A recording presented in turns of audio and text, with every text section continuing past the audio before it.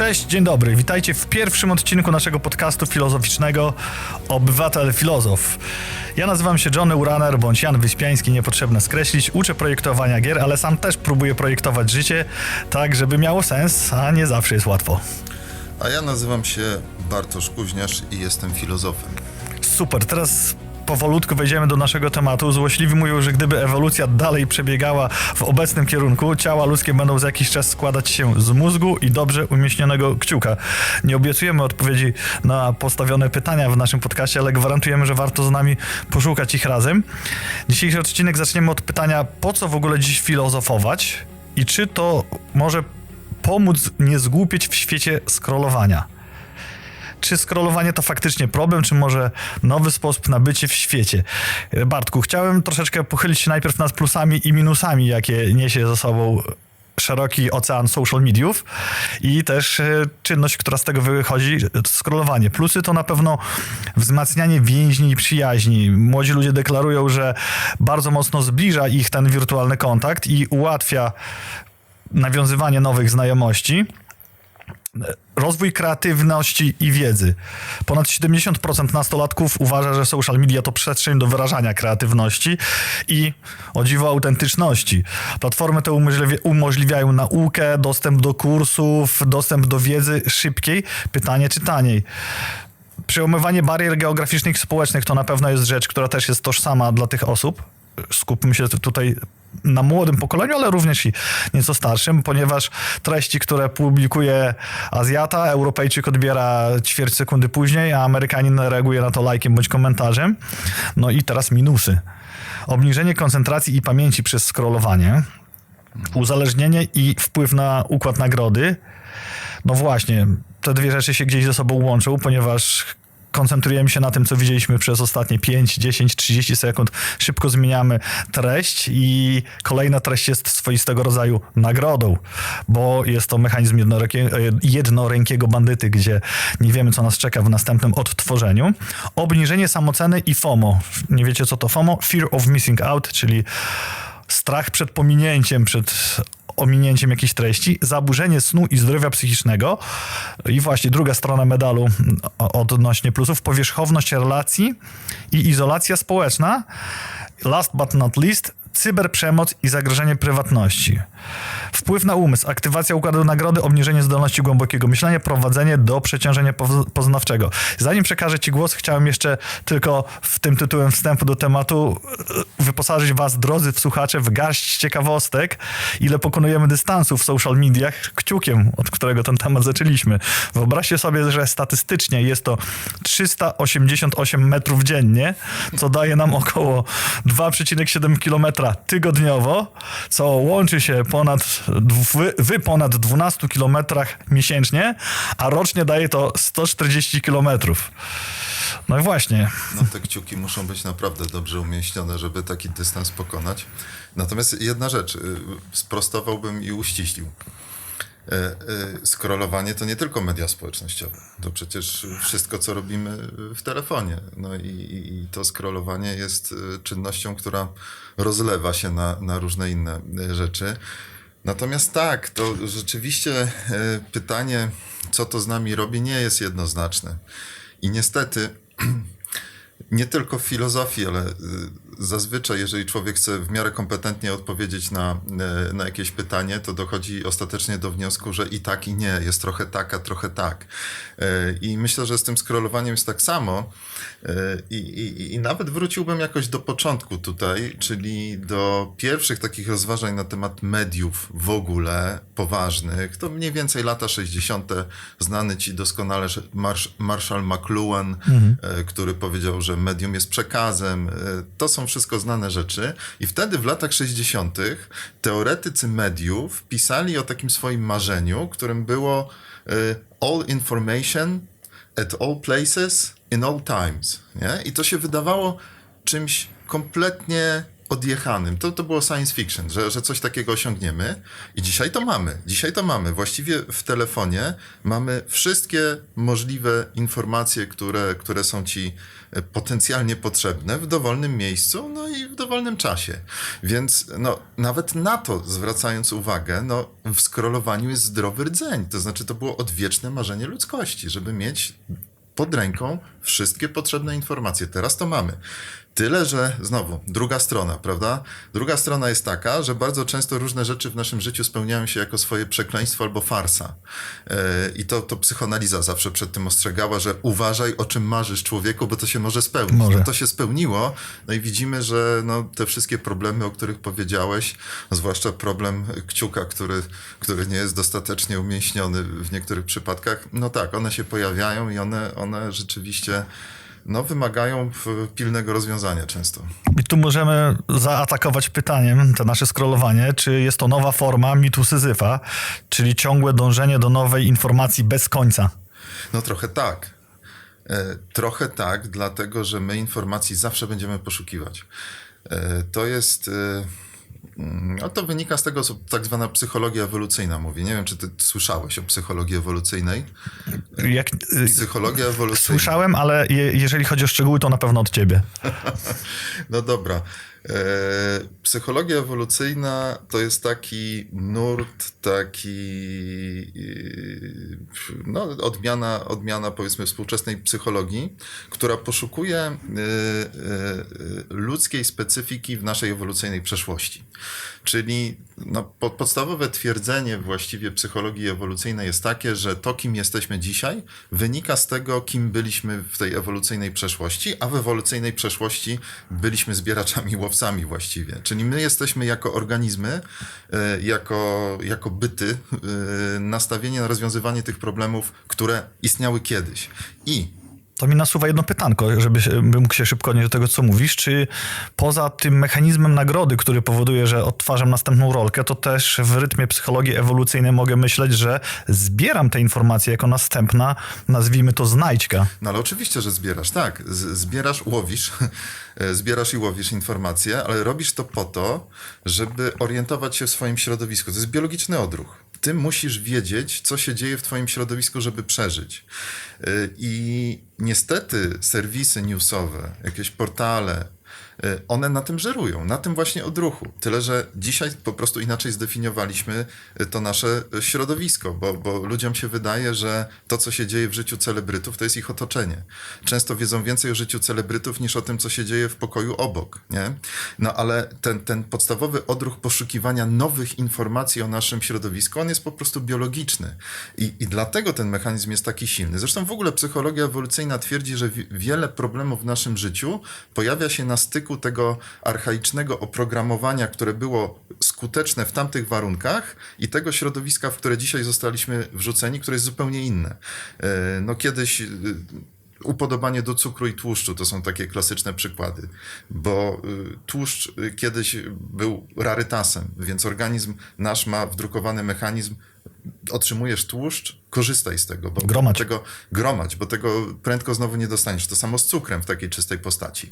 No i to był świetny, ewolucyjny mechanizm kiedyś, no ale dzisiaj, kiedy wejdziemy do supermarketu i masz półki z chipsami i z batonikami, no to zaczyna być trochę przeciwskuteczne, to się obraca przeciwko nam. I tak samo jest z tym poszukiwaniem informacji. Zdrowy odruch, naturalny, biologicznie zaprogramowany, tylko że on dzisiaj no, doprowadza do uzależnień, bo tak dużo dostajemy tych informacji, które wydaje się nam, że są nam niezbędne. Dobrym punktem odniesienia było to, co powiedziałeś o życiu gwiazd, życiu celebrytów, że stają się tak bliscy obserwującym, że często ci celebryci, te gwiazdy w wywiadach powtarzają, że człowiek, który podchodzi do niego na ulicy, coś od niego chce, czy to zdjęcie, czy autograf, czy zamienić 2 zdania, rozmawia z nim jak z dobrym kolegą.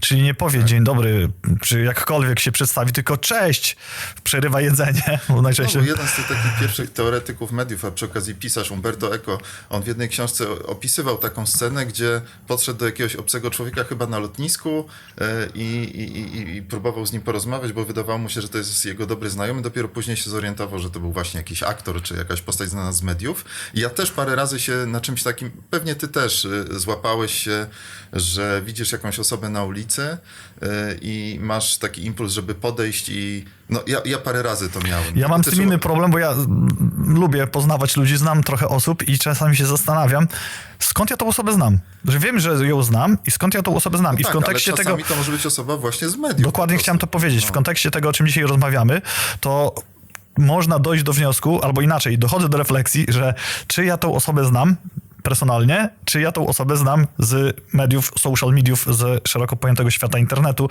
I faktycznie to jest taka pułapka poznawcza dzisiejszych czasów, że musimy się nad tym zastanawiać. A czy powinniśmy? Czy nie byłoby tego, za dużo? Nie, no jasne, więc, ale znów, w tym jest coś bardzo zdrowego, w tym jest coś bardzo naturalnego, w tym całym scrollowaniu. W mediach społecznościowych jest coś bardzo naturalnego, to jest zresztą ten sam mechanizm, to znaczy o ile newsy to jest poszukiwanie nowych informacji o środowisku, no to media społecznościowe znowu zaspokajają jakąś taką potrzebę przynależności i sytuowania się w grupie. To też musieliśmy umieć zrobić, no bo nikt na tej sawannie sam nie mógł przetrwać, więc my mamy w głowach mechanizm, który nakazuje nam nieustannie monitorować swoje położenie w grupie, w której funkcjonujemy. No i media społecznościowe znowu na tym żerują, a ponieważ robią to tak doskonale, te feedy są wspaniałe, no to po prostu ludzie często w uzależnienie wpadają. Pytanie, czy jest to fantom tego życia społecznego, czy jest to realna potrzeba, ale zrobiona w XXI wieku, zaspokojona? Znaczy, to jest realna potrzeba. To jest realna potrzeba, tylko ona zostaje hiperzaspokojoną. To jest ten problem. No oczywiście my musimy funkcjonować w społeczeństwie i teraz wydaje mi się, że media społecznościowe też świetnie pewne rzeczy jednak nam ułatwiają. Tylko ja, myśląc o tym kiedyś, podzieliłem to sobie tak roboczo zupełnie. Nie mam żadnych badań na poparcie tego, co teraz powiem. To jest podcast, to jest subiektywne, a myśmy tu możemy to robić. Mimo, że jest to gdzieś osadzone mocno naukowo-uniwersytecko. No widzisz, więc podzieliłem sobie to na takie 3 poziomy. I pomyślałem tak, jeżeli chodzi o takie relacje naprawdę bliskie, intymne, i to mówię też o relacjach z przyjaciółmi, bo to są te prawdziwe, intymne związki w naszym życiu. To tutaj media społecznościowe niespecjalnie nam pomagają. To jest ciężko zrealizować tego typu relacje w mediach społecznościowych. Świetnie działają na średnim dystansie, w takim średnim rejestrze. Dlatego wiele zawodowych spraw można w mediach społecznościowych załatwić, bo one sprzyjają takim połączeniom między ludźmi, ale które nie mają tej głębi, którą się chce w tych relacjach intymnych. Zresztą dlatego też pomyślałem o tym, że być może dlatego memy tak świetnie chodzą w mediach społecznościowych, że to jest estetyka taka bardzo średnia. To znaczy ona nie wymaga myśli, ale wymaga jednak umiejętności zrozumienia skojarzeń. Czyli jest to nie jest poważna estetyka, nie zmusza cię do wysiłku, nie prowadzi do jakichś głębokich przemyśleń najczęściej, ale jednocześnie w tym średnim takim rejestrze fajnie się sprawdza. No i dobra, to jest ten średni rejestr i tutaj media społecznościowe rządzą, pozwalają nam z rodziną pewne kontakty też lepiej utrzymywać, to też komunikatory jakieś, to naprawdę jest dobre. I znowu mamy poziom jeszcze trzeci, taki społeczny już, gdzie znowu moim zdaniem to nas od siebie oddala. To znaczy, ta cała polaryzacja polityczna, z którą mamy dzisiaj do czynienia, przecież ona jest napędzana między innymi przez media społecznościowe. No to są te wszystkie rozmowy, które często mamy, że ludzie po wyborach nagle budzą się i mówią, kto głosował na tego kandydata, na którego ja nie głosowałem. Gdzie są ci wszyscy ludzie? Albo inaczej, kto głosował na tego kandydata, którego ja nie głosowałem, niech usunie się ze znajomych. Tak, to też było. Tak. No właśnie, niech zniknie. To znaczy, że media społecznościowe... Dodajmy z wirtualnych znajomych na którejkolwiek platformie, na przykład na Facebooku. Tak? Usuń do mnie ze znajomych i to już jest utożsamiane z tym, że już nie jesteś moim znajomym. Ja tutaj prowokacyjnie zapytam, a co wtedy w rzeczywistości? Jeżeli toczyłeś za żartów dyskusję, na przykład polityczną, bo byłeś zwolennikiem kandydata A twój wydawało ci się kolega, a może nawet przyjaciel był zwolennikiem kandydata B, skakanie do gardeł następowało na tej platformie, usunął w końcu się ze znajomych, albo ty go usunąłeś, nieistotne, i widzicie się na żywo. Ciekawe, jak to wtedy działa, nie? Wtedy mamy taką zestawienie, taką konfrontację, chciałem powiedzieć, rzeczywistości realnej, nomen omen cały czas pierwotnej, względem rzeczywistości wirtualnej, może dla młodszego pokolenia bardziej pierwotnej. Może. Ja tych doświadczeń nie mam wiele, bo jak być może... Bo nie usuwam. Nie bardzo korzystam sam z mediów społecznościowych, także jak to filozof filozofuje, teoretyzuje, ale te 3 poziomy, o których powiedziałem, jestem dosyć przekonany. Znowu się nie zgodzę, bo tutaj Bartek, słuchajcie, on prowokacyjnie mówi, ja będę, wiecie, takim tłumaczył dla tych, co nie rozumieją, potocznie, bo przez ten cały czas, te już nasze 10 minut rozmowy z Okładem, to pokazujemy, jak w praktyce filozofia tłumaczy tą rzeczywistość nawet social mediów w bardzo dobry sposób. Ja chciałem nawiązać tu jeszcze do jednej rzeczy. Rozmawiamy o tym, czy social media nas zbliżają do siebie, czy raczej pogłębiają tą samotność, i przychodzi mi na myśl scena z Matrixa 4, tego takiego mocno kontrowersyjnego ze względu na formę i treść w nawiązaniu, albo właściwie w kontrapunkcie do trylogii. I tam jest taka scena, którą zapamiętałem, rozmawialiśmy o niej parę dni temu, gdzie Neo jedzie windą, pełną ludzi, szeroką, korporacyjną windą, gdzie wiadomo, tych osób musi być dotransportowanych sporo na właściwe piętro. I tam wszyscy wpatrują się w smartfony, mają te głowy pochylone tak charakterystycznie w dół, coś tam sobie klikają, bądź ćwiczą kciuk, żeby dopełnić dystansu tygodniowego, a on jedyny patrzy w przód, czyli jakby w 4. ścianę patrzy, w stronę widza. I dla mnie to była taka kwintesencja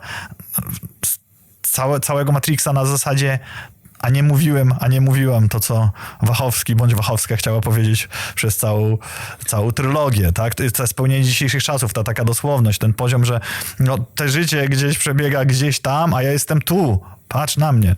Co myślisz na ten temat? Bo to wszystko bardzo fajnie gdzieś tam zbiera w ramy to, co powiedzieliśmy do tej pory. No, ja jestem dziadersem. Jestem dziadersem, więc mnie jest trudno pogodzić się z taką myślą, którą próbują mi sprzedać moi synowie od czasu do czasu, że tamten alternatywny świat jest no, równie rzeczywisty, jeżeli chodzi o jakąś taką emocjonalną warstwę, sposób przeżywania tego. No, dla mnie to jest jakiś dodatek. Ja wręcz kiedyś wymyśliłem znów na własny użytek jakąś taką złotą myśl, która jest prowokacyjna, ale brzmi ona tak. Tego, co jest w internecie, w rzeczywistości nie ma. Mnie się wydaje, że rzeczywiście internet ma taką, no już tak per saldo, całościowo, mówiąc grubo, internet, ale ma jakąś taką właściwość pewnego unieważniania egzystencji, jakiegoś neutralizowania trochę tej egzystencji. No, ale to dokładnie wynika z tego przykładu wcześniejszego twojego. Imby w internecie, które nagle stają się czymś niepoważnym, kiedy widzimy tego drugiego człowieka. To ja nie wiem, jak wiele razy widziałem takie sytuacje, kiedy ludzie skakali sobie do gardeł w mailach na przykład, a później następuje to spotkanie na żywo i właściwie to nie bardzo wiemy, o co chodzi. To jest jakby w ogóle inne ciążenie w tym internecie. Jakaś inna atmosfera, taka bardziej rozrzedzona, ułatwiająca pewne zachowania.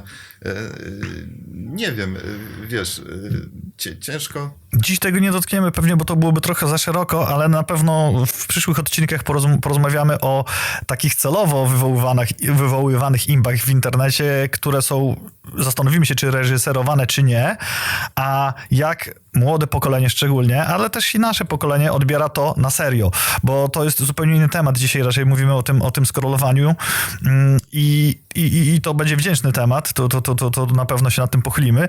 Natomiast te wszystkie rzeczy, o których rozmawiamy, i tak samo przykład synów, który podałeś, i przykład nasz własny i znajomych, doprowadzają mnie do jakby następnej rzeczy, nad którą chcielibyśmy się pochylić, czyli przebodźcowania. Czy nie jest to hałas, który czyni nas bezmyślnymi?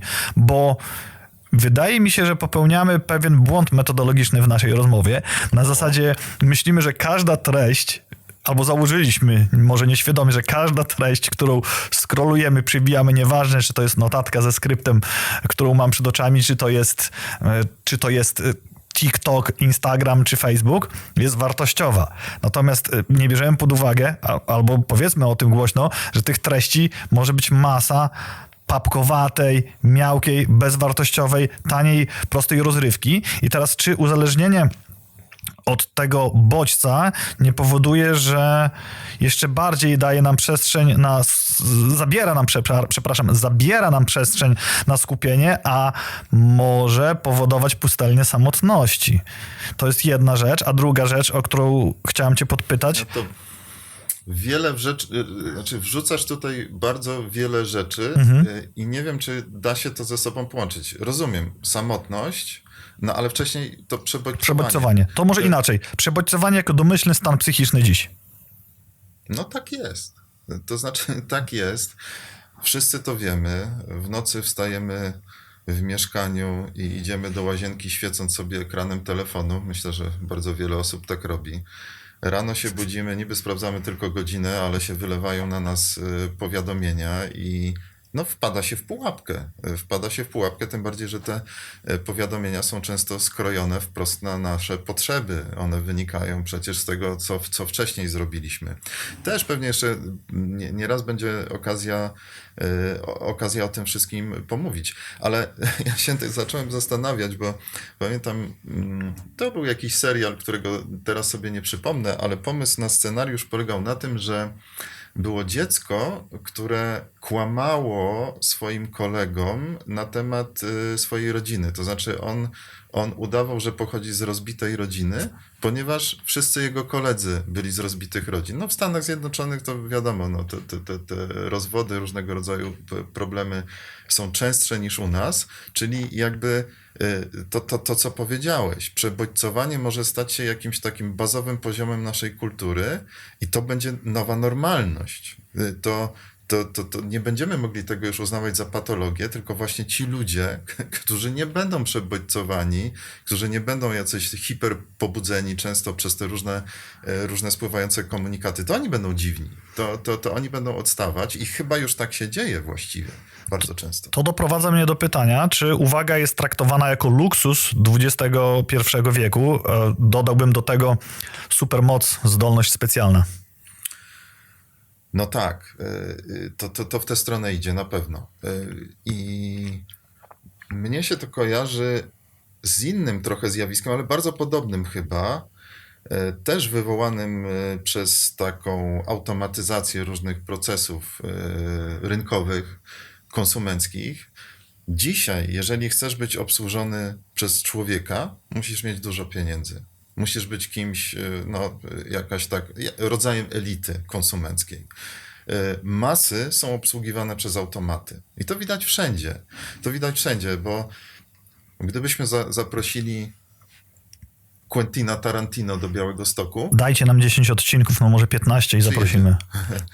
Przyjedzie, to raczej nie wysłalibyśmy mu maila przez bota jakiegoś, który by po pierwsze go informował, że nie powinien odpowiadać na tę wiadomość, a później podawałby tam jakiś kod do skrytki, z której wyciągnąłby klucze, żeby wejść do mieszkanka, które my tutaj mu zapewnimy w Białymstoku. Myślę, że gdybyś w ten sposób zaprosił Tarantino, to może by podjął tego, wiesz, escape room i zaintrygowany by to zrobił osobiście. Tak, zaintrygowałoby to, tak. To znaczy tutaj to jest... Ale okej, wybiłem cię z myśli, dążyłeś do tego, że jednak to by było nie tak, a osobisty kontakt i naciskanie na osobisty kontakt byłby właściwy. Że dzisiaj za człowieka i za uwagę, no bo to było twoje pytanie, trzeba dodatkowo zapłacić. To jest rodzaj luksusu. No, w czasy, gdzie ostatnia seria serialu Biały Lotos, przecież tam znów nie widziałeś. Nie widziałem. Nie. Znaczy kręcisz głową. Tak. Nie widziałeś. Pomysł polega na tym, że to są takie luksusowe wczasy dla ludzi, którzy przyjeżdżają do jakiegoś tam wspaniałego ośrodka w Tajlandii i pierwsze co się robi, to zabiera im się telefony komórkowe. No i to jest ta luksusowa usługa. Czyli To zresztą sposób wychowania dzieci przez mam- różne warstwy społeczne. Tutaj szybko się odniosę, bo zaprojektowaliśmy taką fajną nową grę dla zmiany klimatu, zmiana kawałka i tam, żeby grać w tę grę uczciwie, nie będę teraz opisywał, na czym ta gra polega, zachęcam do sprawdzenia osobiście wszystkich białostoczan, trzeba było telefony komórkowe schować, zabezpieczyć. Też mamy na to pewną metodę taką bezinwazyjną. Obawiałem się, że ludzie nie będą chcieli tego zrobić. Ludzie, chcąc uczestniczyć w grze prowadzonej przez innych ludzi, w tym przypadku przeze mnie i przez zespół mojej fundacji, schowali te telefony bardzo szybko. Ja naprawdę obawiałem się, że tego nie zrobią, że będzie jakiś opór, o którym głośno się dzisiaj mówi, że młodzież nie chce tych telefonów się pozbywać w szkole, etc. Tam od razu. A skąd ten pomysł, że to jest tak kluczowy element tej gry, właśnie pozbycie się tych telefonów? Dlaczego? A to jest bardzo dobre pytanie i odnosi się do początku dzisiejszego programu, ponieważ łatwo byłoby w tę grę oszukiwać. Nie tak łatwo, ale dałoby się dosyć szybko pozyskiwać informacje z internetu odnośnie stawianych pytań przez tę grę. Okej. A ja zauważyłem też kiedyś inną prawidłowość. Lubię czytać kryminały. Często przed snem, taka już rozrywka, jak już te wszystkie... Emocje dnia opadną. Nie. Jak już tych wszystkich kantów, heglów przewalę, Się naczytam. Naczytam, to wtedy coś lżejszego się przydaje.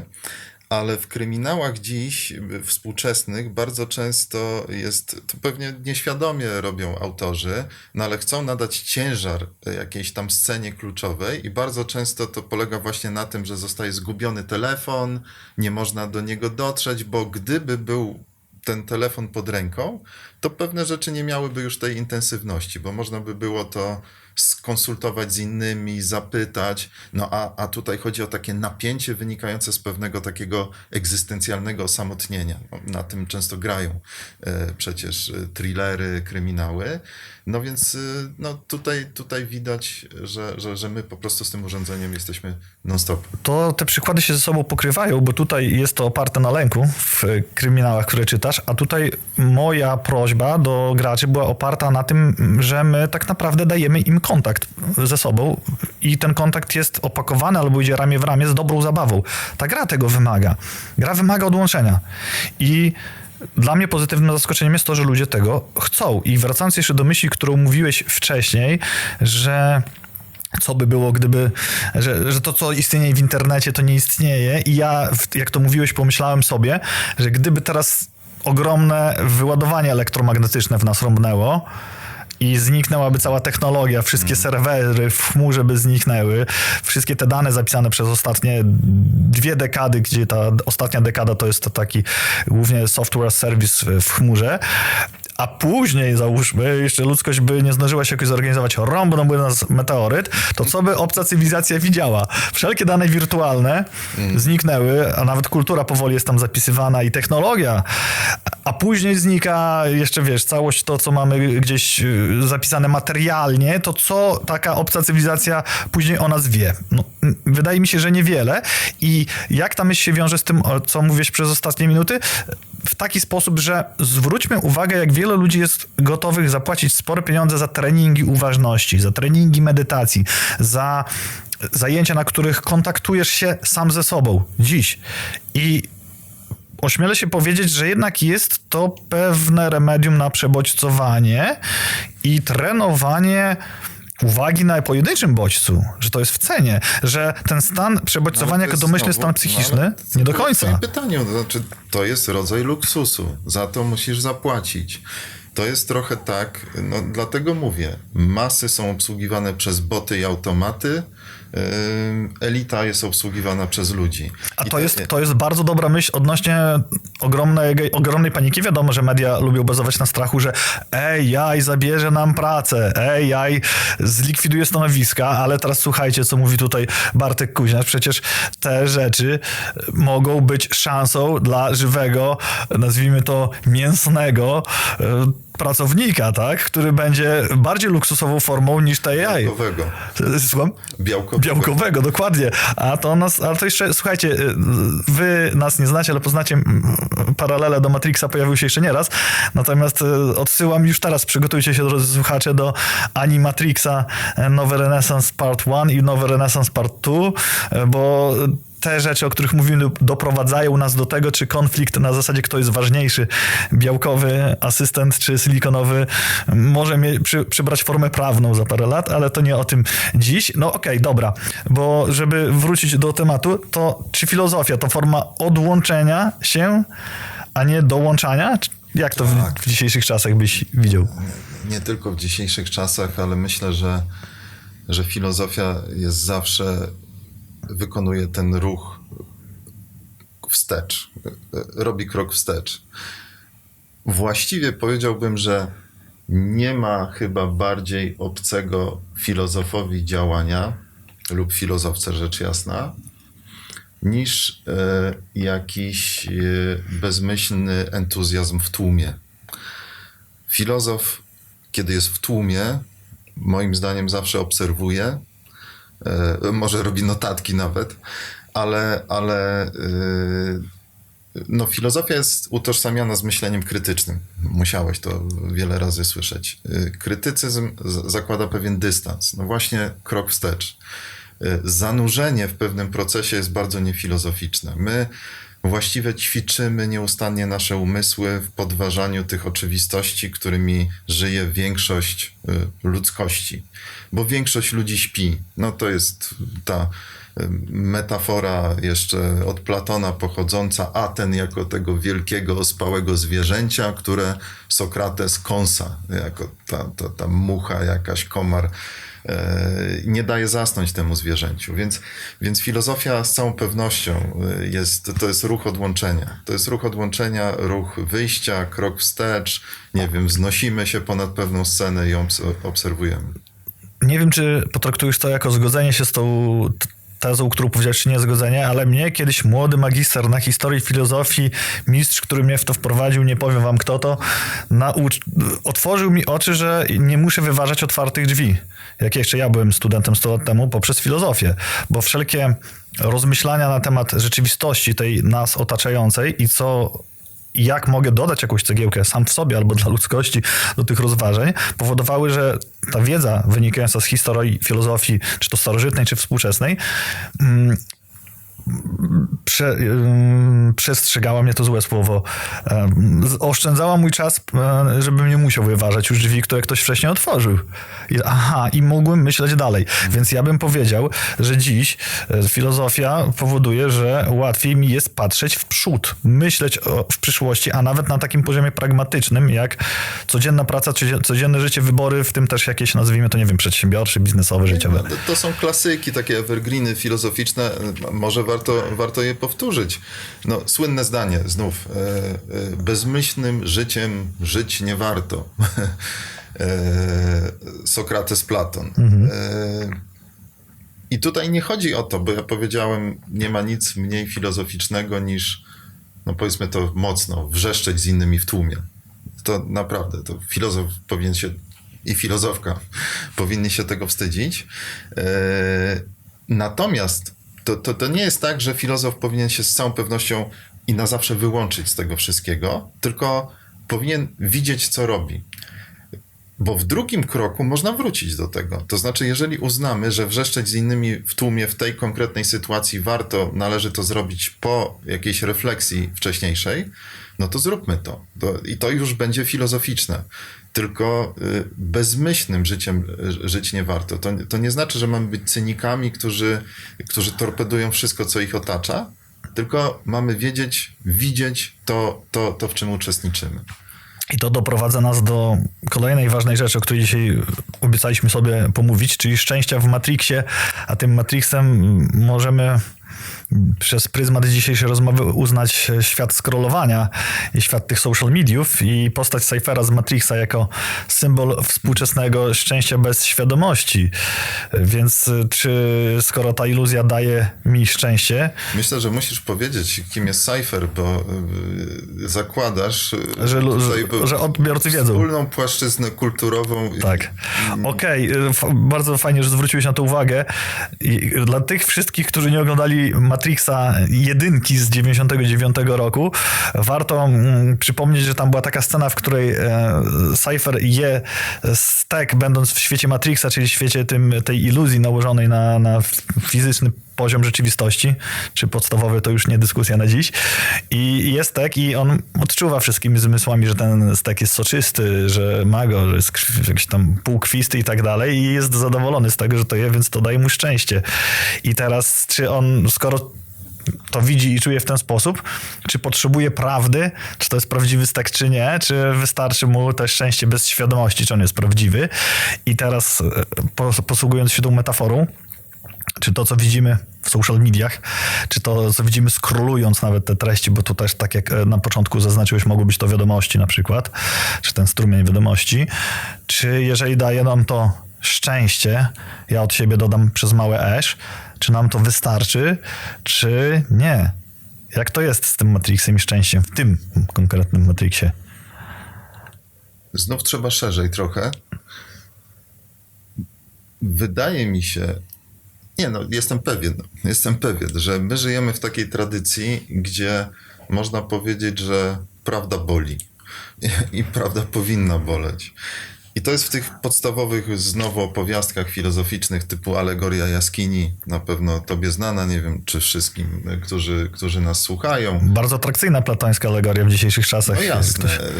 Być może kiedyś będzie znowu okazja, Głębiej. żeby trochę więcej powiedzieć, ale jest taki moment wyzwolenia tam, kiedy człowiek wychodzi z jaskini i pierwsze co się dzieje, bolą go oczy. Prawda boli, to znaczy ten moment wyzwolenia jest trudny. My chcemy żyć w iluzji. Właściwie ta opowieść nam mówi o tym, że my chcemy żyć w iluzji. Więc to jest na jakimś takim poziomie doznawania, to nie jest przyjemne. To nie jest przyjemne. Co gorsza, ta opowieść jest jeszcze gorsza, jeszcze bardziej pesymistyczna, bo w momencie, kiedy człowiek już pozna prawdę i wraca do tej jaskini, bo tam jest taki moment, no to inni go chcą zlinczować. No i to jest jakby przetworzenie historii samego Sokratesa, który, jak wiadomo, został przez Ateny skazany na śmierć. Więc mamy taką tradycję w Europie przede wszystkim myślenia o tym, że prawda nas będzie boli. Prawda nie jest czymś łatwym, prawda się ukrywa, poznanie prawdy jest bolesne. I tutaj jest nawiązanie do socjobiologii, o której dzisiaj wspomniałeś, bo wysiłek, który poświęcaliśmy przez lata jako gatunek ludzki, nie był przyjemny, żeby zdobyć żywność, żeby, nie wiem, zdobyć rodzinę, czy tam potomków, czy zdobyć nowe terytoria, żeby można było bytować jako człowiek. Nie mówię już tam o jakichś tam wojnach międzyludzkich, to pomijam, tylko każdy wysiłek socjobiologicznie i też biologicznie wiązał się z nieprzyjemnymi czynnościami, które doprowadzały nas jednak do spokoju, komfortu, zaspokojenia. A dzisiejsze czasy, ośmielę się powiedzieć, ten właśnie stek troszeczkę krwisty social mediów powoduje, że nie musimy doznawać nieprzyjemności, bo ta nieprzyjemność pojawia się na gdzieś innym zupełnie poziomie. Te FOMO, te wszystkie negatywne zjawiska, które wychodzą z tych social mediów, te porównywanie się do tych gwiazd, z którymi jednak kontakt jest mniejszy, to są rzeczy nieświadome, które dopiero teraz mówi się, że są głośno problemem, ale jednak jesteśmy zalani lukrem endorfin i serotoniny, bardziej serotoniny wynikającej z tego, co widzimy przed oczami, przed kciukiem. Dobra, czyli mamy takie tutaj równanie. Stek z Matrixa jedzony przez Cyphera to jest to nasze scrollowanie. I teraz ktoś mówi, ja scrolluję, smakuje mi to, jestem szczęśliwy, dlaczego mam przestać? To jest właściwie nasze pytanie. I to jest właściwie jeden z bodźców, który zaspokaja mi i to jedzie, że tak powiedział. Filozof, ale tu naprawdę filozofia jest dosyć wyjątkowa, bo moim zdaniem psycholog ani socjolog nie powinien takich rzeczy mówić, ale filozof ma prawo powiedzieć, dlatego powinieneś przestać, albo przynajmniej zastanowić się nad tym scrollowaniem, bo być może, albo wręcz ty po prostu w rzeczywistości ty nie jesteś szczęśliwy. I teraz ja to jestem w stanie wytłumaczyć dosyć dokładnie, bo są takie badania, jak się dzisiaj zadowolenie z życia bada. Bada się je często za pomocą czegoś, co można nazwać hedonometrem, takim urządzeniem mierzącym przyjemność. Ale apka... Nie chcesz wiedzieć, jak wyobraziłem sobie to urządzenie. Hedonometr? Tak. Nie chcę. A w każdym razie wolę nie. W telefonie moglibyśmy ci zainstalować aplikację, która by w jakichś tam, moi synowie mówią, randomowych momentach dnia i tygodnia dosyć często zadawała pytanie, na ile oceniasz swoje zadowolenie z życia w tym momencie. Ciekawe. I to jest, no to uznaj, to jest losowa próbka pobrana z twojego życia, więc co się później z tym robi? No oczywiście się wynik uśrednia i się wyciąga wniosek, no dobrze, jeżeli tam na 7,8 w skali 1,10 średnio odpowiadasz na pytanie o swoje zadowolenie z życia, no to jesteś szczęśliwy. I teraz można sobie wyobrazić taki scenariusz. Czyli tak, gram w Fortnite'a, no myślę już znowu jednak młodzieżowymi przykładami. Ja też gram w Fortnite'a, jestem późną młodzieżą. Ja też gram w Fortnite'a, czasem jestem raczej zdecydowanie późną młodzieżą. No tak, no dobra. No ale grasz w Fortnite'a? Grasz w Fortnite'a, urządzonko cię pyta, czy jesteś zadowolony w tym momencie? No, Wygrałeś nie? mecz Battle Royale 10, czyli przegrałeś 9, bo grasz. No. No dobra, jesteś zadowolony. Za chwilę pijesz kolę, czy jesteś zadowolony? No 8, nie? Jak to? Przecież kola. Jesz za chwilę śmiejżelki, no to powiedzmy 7. Skrolujesz, jeżeli coś fajnego, 8. No i wychodzi z tego piękna średnia, a później można temu samemu człowiekowi, to już będzie trochę poważniej, można tej samej osobie zadać pytanie, a co ty właściwie myślisz o swoim życiu? Jak oceniasz swoje życie? I czasami ta sama osoba odpowie, ale moje życie jest bez sensu. Ja jestem frustratem. Po prostu to co robię, jest beznadziejne. I to jest sytuacja jak najbardziej możliwa. Czyli drugi sposób badania, to już nie będzie właściwie zadowolenie z życia, tylko to już będzie szczęście. Drugi sposób badania szczęścia polegałby na zadaniu poważnego pytania, a co ty właściwie myślisz o swoim życiu, kiedy nikt nie patrzy, tak? Kiedy zasypiasz, kiedy rzeczywiście od czasu do czasu ta cisza się pojawi, co myślisz o swoim życiu? I tu może być sytuacja odwrotna.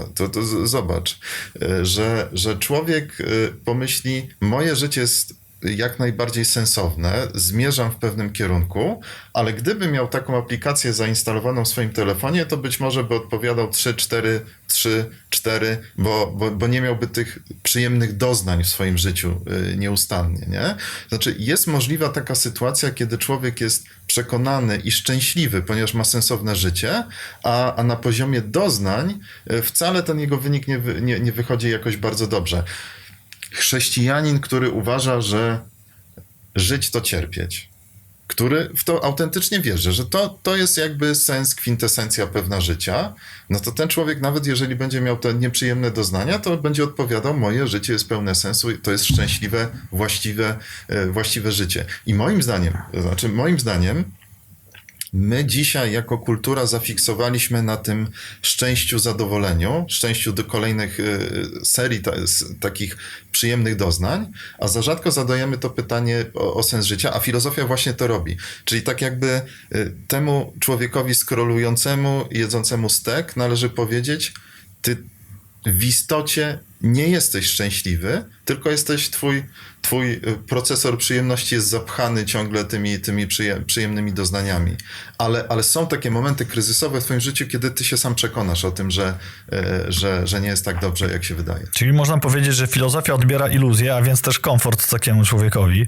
A tutaj samo sunie się na usta pytanie, a jeśli mnie to czyni szczęśliwym, to po co mam to zmieniać? W sensie, jeżeli ci skrolujący... Wtedy mówi, ale to cię nie czyni szczęśliwym. No właśnie. To cię czyni zadowolonym. To ci dostarcza... A czy zadowolenie to nie równa się szczęście w tej bo... układance? Nie, mnie się wydaje. To jest oczywiście, z tym można dyskutować.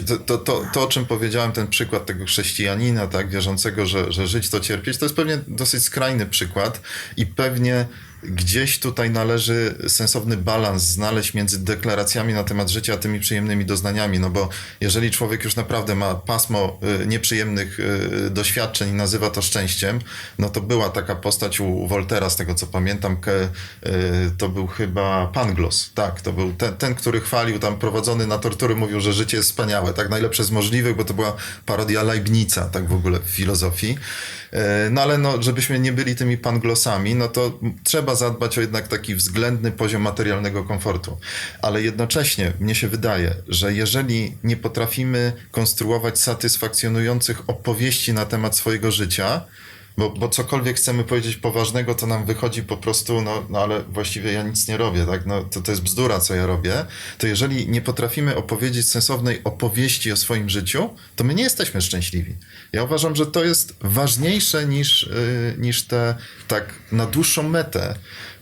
No bo kiedyś będziemy skonfrontowani z tym, czym było nasze życie. Nawet jeżeli to będzie późno, no to często są takie sceny na łożu śmierci, sobie ludzie wyobrażają, to my jesteśmy wtedy konfrontowani naprawdę nie z tymi przyjemnymi doświadczeniami, tylko z opowieścią swojego życia. A myślę, że ją trzeba uleczyć. Myślę, że opowieść swojego życia to są zarówno momenty słodkie, jak i gorzkie, ups and downs, i to też sprowadza mnie do pytania odnośnie social mediów i tego świata wirtualnego.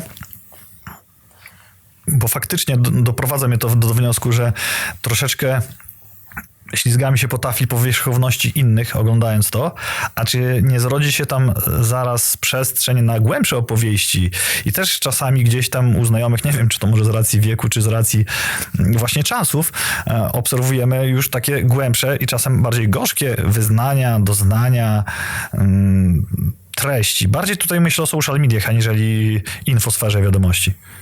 Jeżeli tak, to bardzo dobrze, tylko ja już się wcześniej przyznałem, że nie za bardzo w tym uczestniczę. Nie za bardzo w tym uczestniczę, więc nie wiem, ale jeżeli tak jest, to uważam, że to jest ruch w dobrą stronę. Zresztą taka zawsze mi przychodzi przy okazji tych opowieści taka nawet przestrzenna jakaś anegdota, bo Freud, który jak wiadomo jest, no można powiedzieć, praojcem tej całej dzisiejszej kultury terapii. On siedział za głową pacjenta, to znaczy była ta jego słynna kozetka, zresztą bardzo ładnie wyglądająca, a krzesło stało obok, czy taki fotelik, i ani on nie widział twarzy pacjenta, ani pacjent nie widział twarzy psychoanalityka Freuda. Więc oni pracowali ze słowem. Oni pracowali właśnie z tymi narracjami, z opowieściami. To jest, ja uważam, że to jest bardzo, bardzo piękne w ogóle, że można leczyć narracje, można leczyć opowieści. I uważam, że filozofia jest wspaniale predestynowana do tego, żeby to robić. Super, to zastanówmy się teraz może przez chwilę, czy warto studiować filozofię zarówno uniwersytecko, jak i w życiu i czy profesor doradziłby studiowanie filozofii swoim dzieciom? No, trudne pytanie. Trudne pytanie. Ja bym powiedział tak. Jeżeli... właściwie to już nie jest dla mnie pytanie teoretyczne tak do końca, dlatego ono jest trudne. Nie unikamy trudnych pytań, więc pokażmy, że możemy też na nie filozofować. Bierzemy na klatę różne pytania. I jeżeli wykazywałby któryś z moich synów, bo mam 2 synów, zainteresowania filozoficzne, czyli czułbym ten rodzaj wrażliwości, absolutnie zachęcałbym do studiowania filozofii. Natomiast ja nie polecałbym filozofii tak po prostu komukolwiek, bo wydaje mi się, że ten dystans krytyczny, o którym mówiłem wcześniej, jako pewnej istocie filozofii, to jest bardzo niebezpieczna broń w niektórych rękach. Już ci mówię, co mam na myśli. Bardzo lubię mało znanego rosyjskiego pisarza, który się nazywa Wasilij Szukszyn. On był też aktorem, reżyserem, no ale też autorem opowiadań. I jedno z wielu wspaniałych opowiadań Szukszyna nosi tytuł po polsku to jest zrobił na szaro, po rosyjsku zrezał. I to jest opowiadanie o takim wiejskim mądrali, który się nazywa zresztą Gleb Kapustin, który jest przez lokalną społeczność napuszczany na doktorów, którzy przyjeżdżają do wioski. To jest jakaś tam zapyziała rosyjska prowincja. I on zadając takie pseudo-mądre pytania, wprowadza w konfuzję oczywiście tych mądrych ludzi, naprawdę wykształconych, inteligentnych. No i cała wioska się też cieszy, bo nasz Gleb Kapustin znowu zmasakrował tego mówiącego mądrale. I filozofia może w podobny sposób zadziałać. To znaczy, jeżeli ktoś weźmie tylko te narzędzia, które filozofia dostarcza, bez ducha, jakby, który za tym stoi, to możemy jakby rozwalać różne rzeczy i nic nie dawać w zamian. I ja uważam, że właśnie filozofia, no ktoś to musi czuć, ktoś musi wiedzieć, że to do czegoś ma prowadzić. Zresztą znów to jest problem trochę Sokratesa i jego uczniów, bo tam w dialogach Platona są tacy mistrzowie, którzy przychodzą, wyskakują, bo to są ustawki takie trochę, te rozmowy platońskie, czyli Hajrefont, uczeń Sokratesa, wyskakuje, rozwala swojego rozmówcę, tylko że to do niczego nie prowadzi, bo Sokrates też rozwala rozmówcę, tylko że on robi to po to, żeby właśnie gdzieś na końcu próbować znaleźć tę prawdę. A filozofia w niepowołanych rękach, bym powiedział, to jest właśnie takie tępe narzędzie do psucia, do niszczenia pewnych poglądów. No i można się tym bawić, tylko że to wtedy jest zabawa bardzo, bardzo jałowa. To doprowadza mnie do pytania, jeśli filozofia nie rozwiązuje problemów poprzez swoje działania, tylko mnoży, to czy nie lepiej po prostu działać zamiast rozmyślać nad, tu można postawić dwukropek i wymienić wiele rzeczy. I to też przykłady nawiązujące do antycznej filozofii, o której mówiłeś. Tak, ale w jaki sposób jesteś w stanie oddzielić działanie od myślenia? Czy da się w ogóle taką granicę? Dobra, no nie, takie automatyzmy sieciowe, scrollowanie tak na zasadzie takiej czynności nałogowej, no to tak, to jest działanie bez myślenia. Dobrze, zdarza się. Jeszcze bym do tego dodał, tak uskrajnił to, spolaryzował, że inżynier techniczny to jest ten działający, bo działa, żeby tworzyć rzeczy działające, a filozof rozmyślający to jest ta druga strona tej osi. I celowo tak uskrajniam na potrzeby tej naszej rozmowy, że właśnie my tu siedzimy, rozmyślamy, później rozmawiamy, dialektyka, a tam działają. No ja mam skrzywienie zawodowe. Słusznie. Ja mam skrzywienie zawodowe, ponieważ uważam, że to idee czynią świat lepszym, a nie...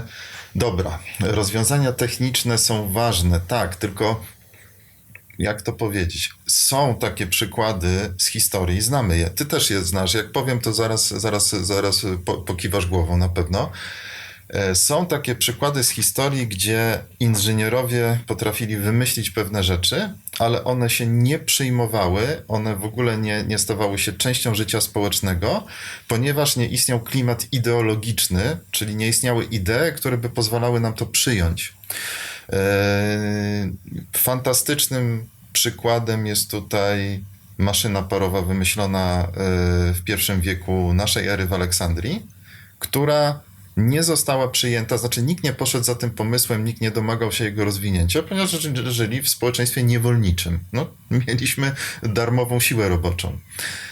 Nikt nie zobaczył w tym pomyśle potencjału, ale gdyby był inny klimat ideologiczny, ideowy, zapewne to by nastąpiło. Wynalezienie prochu w Chinach, nie wiem, to było w jakimś tam VIII czy IX wieku, nie przyjęło się to, ponieważ nie było takiego klimatu ideologicznego mówiącego o tym, że mamy rywalizować z kimkolwiek, no więc, prawda, no fajne fajerwerki, ale z tego dalej prochu nie będzie. Znaczy, no, jest niepotrzebne. Jest niepotrzebne. Parę wieków później trafia to do Europy, no i Europejczycy oczywiście to błyskawicznie wchłaniają, robią strzelby i cały świat za chwilę należy do Europejczyków. No, albo można powiedzieć dzisiaj nawet, no taki już trudniejszy przykład, jakiś taki high-tech absolutny, który mamy w wielu krajach arabskich dzięki pieniądzom ze sprzedaży ropy, a jednocześnie mamy obyczajowe i takie społeczne średniowiecze. I co? Chcemy żyć w takim społeczeństwie? Ja bym nie chciał. No nie chciałbym mieć córki, która by mieszkała zwłaszcza w takim kraju. Czyli moim zdaniem postęp realny, to też nie zaczynając dyskusji, czym jest postęp, ale taki realny postęp następuje dzięki idei, a nie dzięki rozwiązaniom technicznym. Są to przykłady praktycznego zastosowania filozofii. Tak. A oczywiście filozofia pracuje w ideach, na pomysłach, na koncepcjach, na teoriach, tak. To doprowadza nas do podsumowującego pytania, jak dziś nie zgłupieć? Studiować filozofię to po pierwsze rzecz jasna. Filozofować. Jeszcze Filozofować, ale... Przyszło mi, przepraszam, powrócę do poprzedniego, zanim przekażę ci głos. To też ty mówiłeś o takich wynalazkach właśnie typowo inżynieryjnych, bardzo mocno balając tą moją spolaryzowaną tezę taką uliczną i też mi się nasunęły słowa Desertera z piosenki, jak wyglądałby Jezus, gdyby żył w naszych czasach, czy chodziłby w sandałach, czy raczej adidasach. Nie będę dalej tam rozwijał, bo się pojawiają słowa, które mogą algorytm odebrać jako politykę.